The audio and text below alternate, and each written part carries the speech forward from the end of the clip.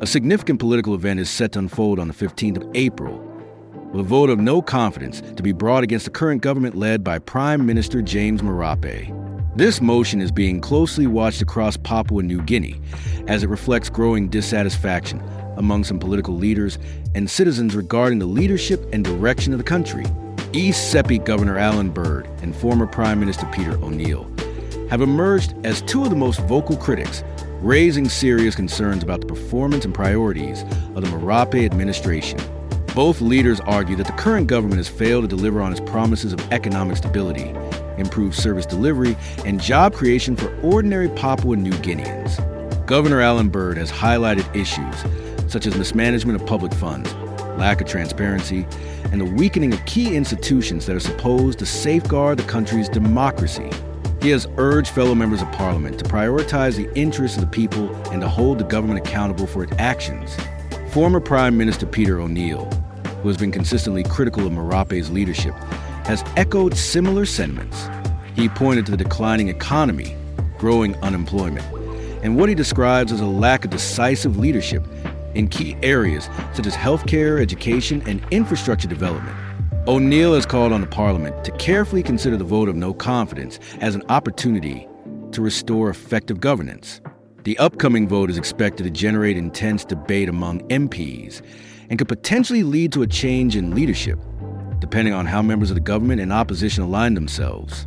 As the date approaches, citizens across Papua New Guinea are watching closely, hopeful that whatever the outcome, the decision will ultimately serve the best interests of the nation.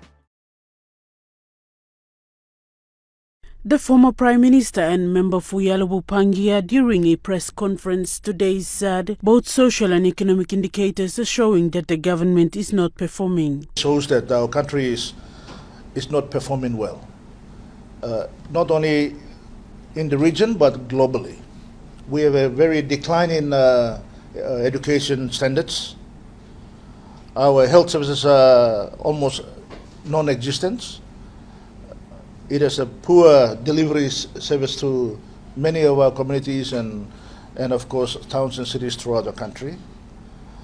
There is a complete breakdown on law and order in many parts of our country, and that is evident by the number of criminal activities and crimes that are committed that has been reported daily on the media and social media. And despite the good fortunes that they have enjoyed, it is not performing and it is not delivering to the expectations of our people.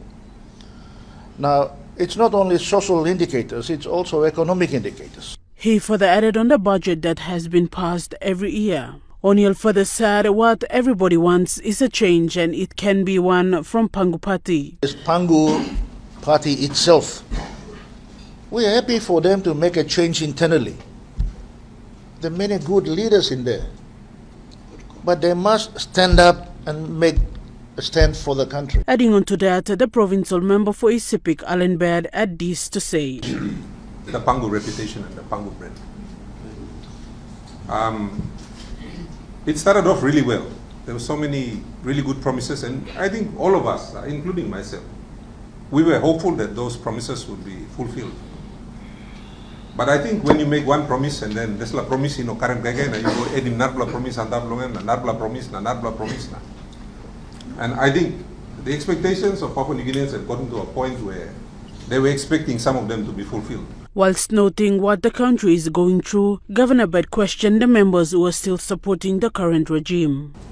Coming back to our friends in Pangu Party, I'm still unbelievable now. What are you going to do about it? Pangu, you can protect your legacy. Suppose you decide you play Magi Mombla Man na come. I'm sure they can come and talk to Sir Peter. Mibla opposition, Mibla no got number. We are just here to voice the people's cry. That's our job. Our job is to respond to the people. When the people have an issue, that's when the opposition voices that concern. And we've been doing it. Okay? The responsibility of changing government is the responsibility of every single member of parliament. Sing out them stuff under you.